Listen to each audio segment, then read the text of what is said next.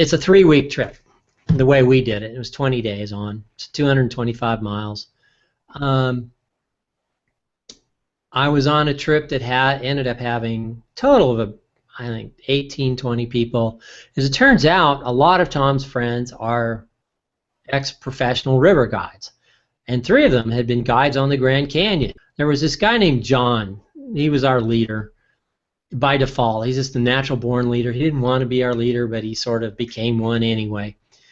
And he saw what I was going through. There's that saying, wherever you go, there you are.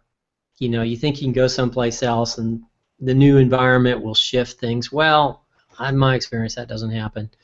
And for the first 4 days, I started going down the rabbit hole again. You know, sort of the newness of being on the river and the excitement wore off.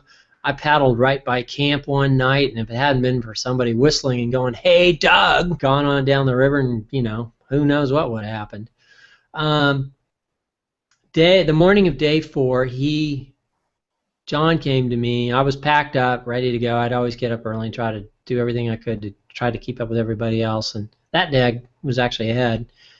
He said, "Doug, I can tell you're going through stuff. There's a place about 2 to 3 miles down on river left called Redwall. It's a sacred place. Go there. You can do whatever you need to do. If you go now, you might get the place to yourself." And as he said that, this feeling came up like, oh my God, I've got a destiny with this place. And I was almost I basically was in tears. I just hold them right down at that line and like, oh my God, something big is going to happen here. And so I got on my boat and I headed down, and I found it. It's a huge cavern. It's big enough to probably put 3 or 4 or 5 football fields underneath, big sandy bottom. Paul Winters took a whole orchestra down there and did an album one time. And he was right. I had the place to myself. And I pulled my boat up on the beach, and I mean, I feel this even now as I'm describing it. It was like, okay, this is the place.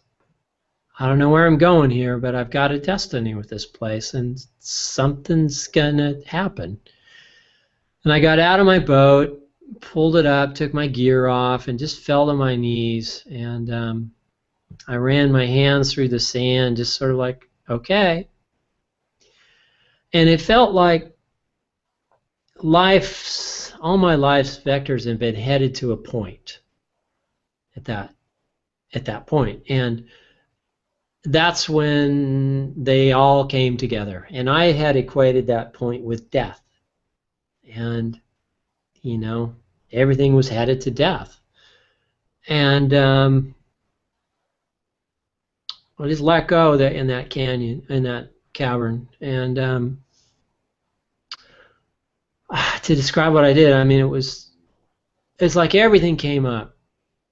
All those years of sadness and grief and anger and all of it just started coming up, wave after wave, and I screamed and I yelled and I cried, and it would stop.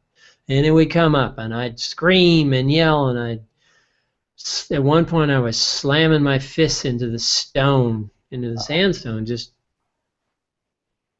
beating it, you know, it's like this place could take anything. It could absorb it. It was a sentinel. I don't know. There's something about a magical place like that is so big that it can take whatever it just receives. And I went through that for about an hour and a half, wave after wave, and it just kind of get deeper and deeper. And then there was a point at which I felt this energy like in my chest, kind of like, I mean, literally about the size of a small cantaloupe or a big grapefruit, probably closer to cantaloupe size. And it just wanted to come out. And I finally I remember I got up and I started walking around, and I looked up at the cavern walls and I said, I just want to die. I just want to die. And then this thing was gone. It's like, And it was that fast. And it was like stopping, you know, it was like, I mean, the only sort of an energetic equivalent. You're carrying a heavy, heavy pack up a really steep slope, say maybe to a place to camp, and you get there and you take your pack off, and all of a sudden you feel so light. That begins to describe what the feeling was like. It was gone. It was just gone. And I had the best description I can give is that it's like I went to that place where the lines meet, and I went through that eye of the needle or the point, whatever it is, and I came out on the other side of it. And there is this spaciousness that I experienced. I mean, spaciousness, psychic spaciousness, soul spaciousness, life spaciousness that I'd never experienced before. And in there, in that huge, vast container of infiniteness, there was room for everything. The sadness was still there, the grief was still there, but it was just part of it. And then all of a sudden there was this room for, okay, wow, there's life here. There's potential for happiness, for joy, for growth, for moving on, for getting through this. And that was the turning point. That's when things turned around. And that's the from grief to grace. That's the grace turning point in that book.